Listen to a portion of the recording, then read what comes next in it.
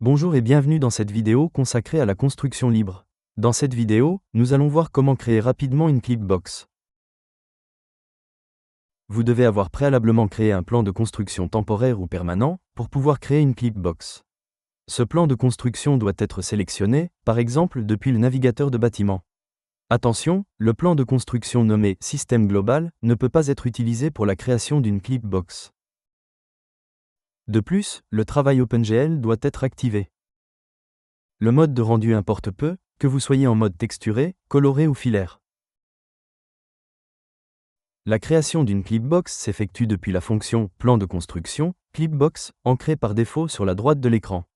Si cette fonction n'est pas disponible, vous pouvez également l'appeler sous le menu Vue coupe, Plan de construction. Cochez ensuite la case suivante pour activer la Clipbox. La taille de la Clipbox est limitée à la taille du plan de construction sélectionné.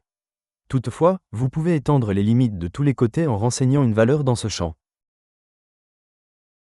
Vous pouvez également modifier la taille de la Clipbox en effectuant un clic droit sur le plan de construction et en choisissant « Modifier taille plan de construction ».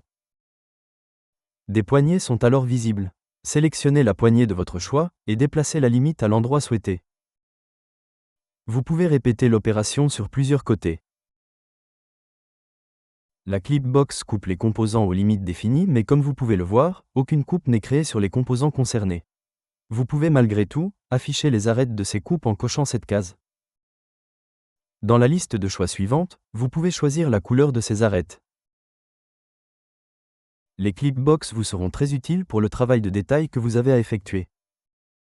Merci d'avoir visionné cette vidéo en espérant qu'elle vous a été utile.